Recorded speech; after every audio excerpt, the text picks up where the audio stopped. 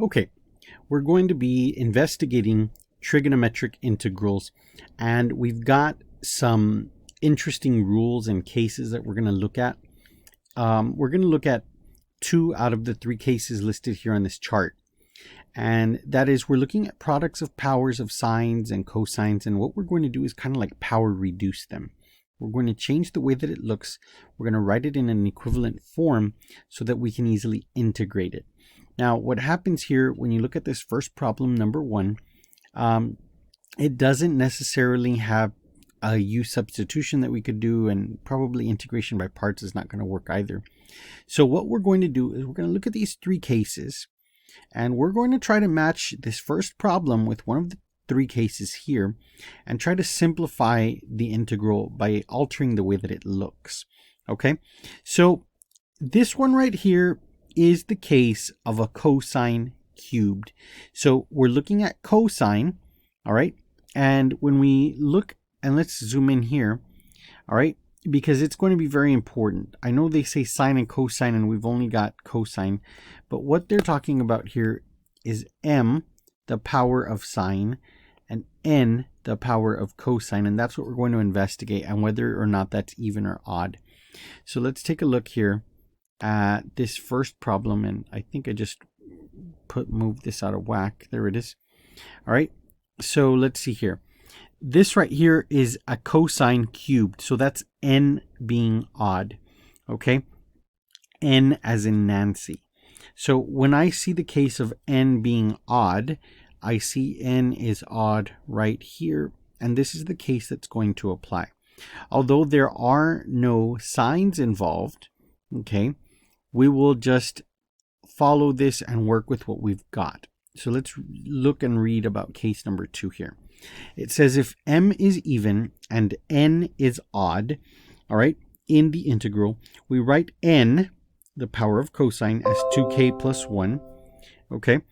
And then we're going to use the identity that the cosine squared equals 1 minus the sine squared, okay? So we're going to use that identity right there, all right? And then we're going to rewrite the integral. So let's take a look and see what we can do with this. All right, so I have an 8 cosine cubed. So they're telling me, first of all, to split it up as cosine of 2k plus 1. And so then what we're going to do is we're going to take it and write it as a cosine squared and the cosine.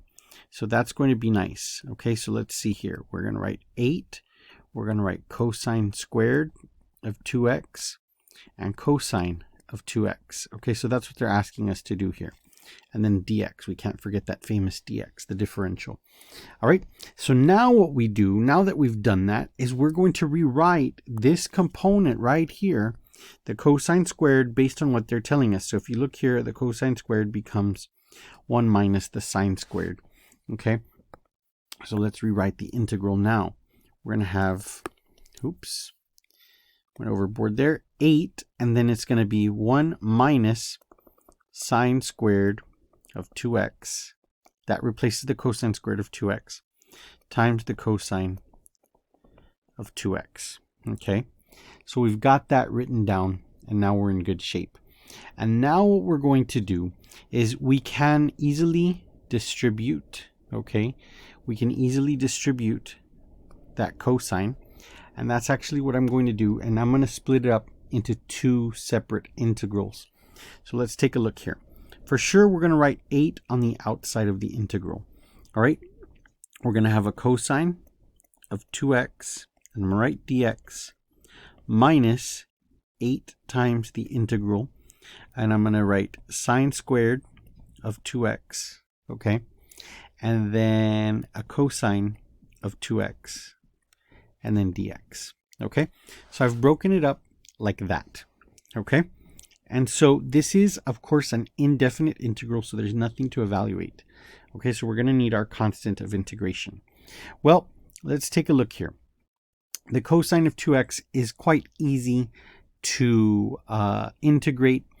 It's basically, you know, just a straight up integral rule for cosine, with the exception that you have to account for this 2x on the inside. So think about the derivative of 2x and then make it happen. Okay, so we're going to write this then as a 2. We'll write the 2 here, and we're going to divide out that 2, and we're going to write a 4 here.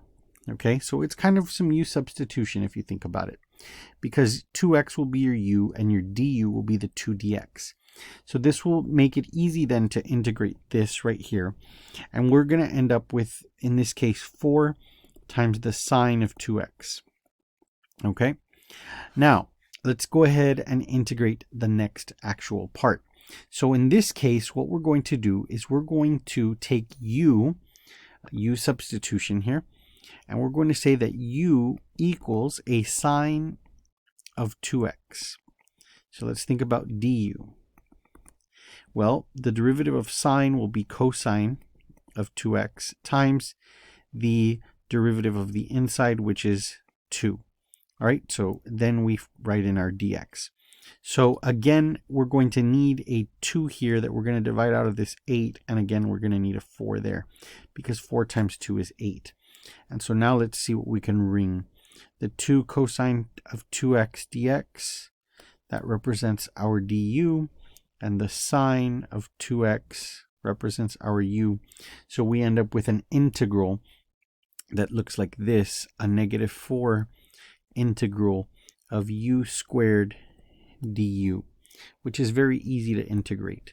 We're going to get -4 u cubed over 3, and then of course plus your constant of integration c. Notice I didn't add it on the first one because it's all going to have one big constant at the very end of it all. So now I just need to back substitute. So my final answer here will be 4 sine of 2x, all right, minus 4 over 3, and u in this case was the sine of 2x, and I'm going to write it as a sine cubed, plus c, our constant of integration. And it looks something like that. And actually, let me switch that up. I always box in red. All right, so a really nice example, and this again was the case number 2. All right, let's go ahead and take a look at another example, and we'll try to identify what case that is. So let's take a look. Okay, in this case, we're looking at a definite integral now. Now notice the cosine is squared and the sine is cubed. That means that if I look at my chart back up over here, m again refers to the power of sine, and n refers to the power of cosine. This means that m is odd and n is even. M is odd and n is even. Well, the only case that I need to worry about in this case then is the case number 1 where it says m is odd, because it doesn't matter what the power of cosine is in this case, okay? Because case number 3 requires both to be even. So let's look at that case real quick. It says what you should do is break up sine as sine of 2k plus 1. So you're going to have a sine squared to some power and multiplied by another sine. The sine squared will get written by the Pythagorean identity as 1 minus the cosine squared to some power k times another sine. So we're going to break that one up. And we're very fortunate in this example that the sine is just sine cubed, so we don't need any extravagant powers of sine in this case. So let's go ahead and break this up, and let's see what it looks like. So in this case, for this integral, we're going to have it from 0 to pi over 2. And let's see, we're going to say sine squared of 6x, okay? Sine squared of 6x multiplied by a sine of 6x, because that'll make it cubed, and then another cosine squared 6x, and then dx, okay? Now what we're going to do here is we're going to rewrite sine squared based on what they suggested, which is write it as 1 minus the cosine squared. So let's go ahead and rewrite that integral. All right, so that goes from 0 to pi over 2 once more. This is going to be 1 minus the cosine squared of 6x multiplied by the sine of 6x times the cosine squared of 6x dx. Okay, So let's go ahead and take a look here and see what we've got. So what I'm seeing here is kind of like a giant U substitution, if you will, like enormous. Well, it's not that big, but I'm seeing a lot of U's and I'm seeing DU's because I'm just thinking ahead here. If I take U, for example, U to be the cosine of 6x, okay, I see that I've got a U there and I've got a U there, right? And if I take my du, okay, let's write that as du, what do I have? Well, the derivative of cosine is a negative sign, so I'm going to write negative sign of 6x, and then it's multiplied by 6. So it's going to be negative 6 sine of 6x dx. Well, I know that this sine of 6x is there. There's my du. The trouble is you got to kind of piece everything together. Okay, so let's see what we've got here. I'm going to write a negative 6 here in the front, and I'm going to write a negative 1/6 here on the outside. Okay, so let me box that in here. Now I'm going to write this right here to represent my u, so this will be a u squared. This right here, sine 6x dx, and it's actually a negative 6 when you think about it. Ring that in. All right, that right there represents my du, and then this right here represents another u squared. Okay, so let's think about what this looks like. Okay, I for sure have a 1/6 on the outside. Okay, and that's going to stay there. Negative 1/6. Okay, the integral, all right, and I'm just going to write it as 1 minus u squared. And then I can write it as another u squared. So multiply it by a u squared. And then multiply it by a du. All right. So then I can kind of adjust this. But let me go ahead and modify the limits of integration. So if I was going from 0 to pi over 2, now I'm going to go from, well, cosine of 6 times 0. The cosine of 0, all right, the cosine of 0 is 1. All right, and then cosine of 6 times pi over 2, 6 pi over 2 is 3 pi. So cosine of 3 pi is a negative 1. All right, so now I can adjust my limits of integration here from 1 to negative 1. And now the rest of this is just some simple algebra and very, very basic power rule integration. So I'm going to have a negative 1/6 on the outside. All right, and then on the inside, let's see what I've got. I've got, let's see, u squared minus u to the 4th du. And so when I integrate this, and this is going to go again from 1 to negative 1. And so remember, adjusting those limits of integration, we're done with trig. We don't have to worry about that anymore. All right, so let's see what that looks like.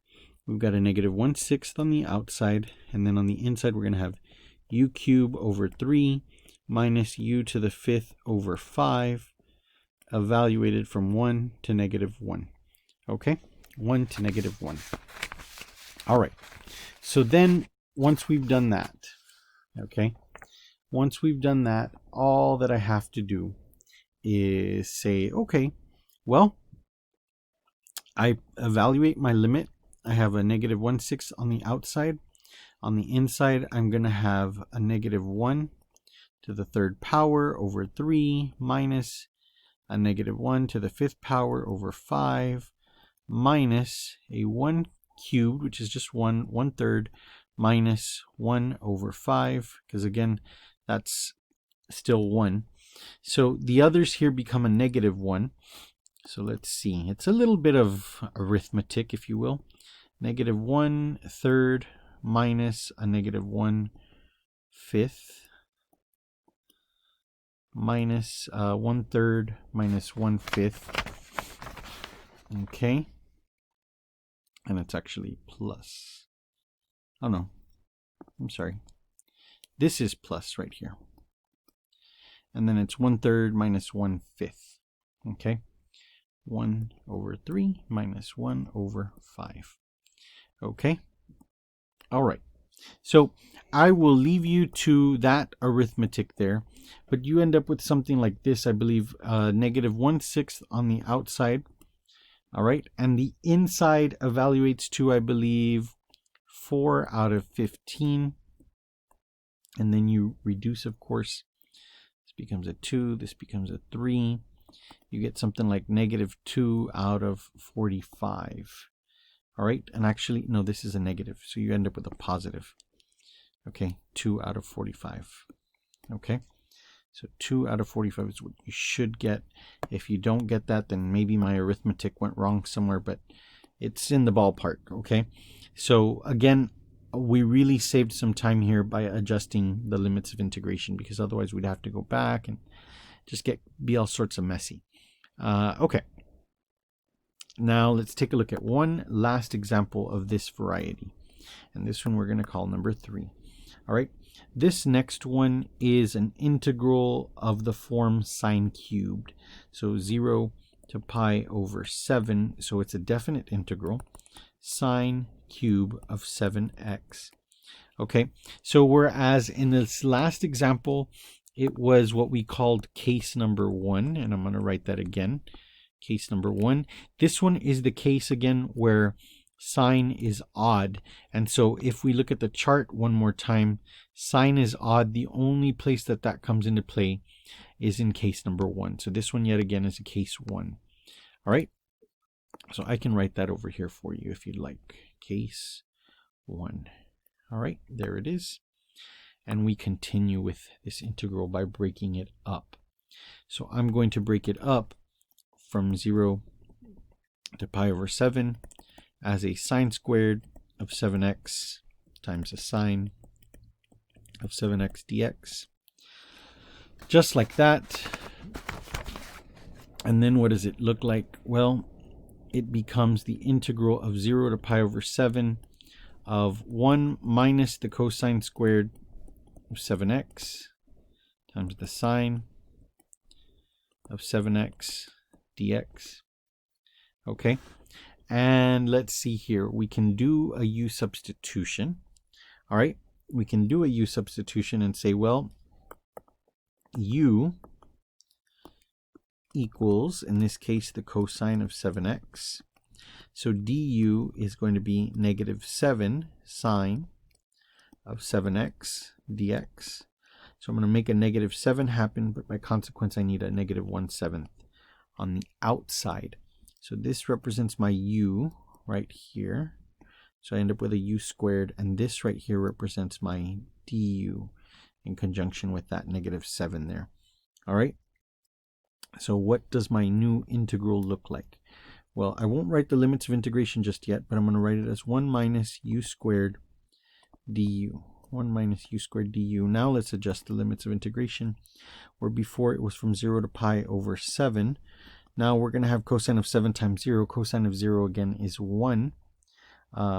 Actually, no. Let's see. Let's think about this right here. Cosine of 0.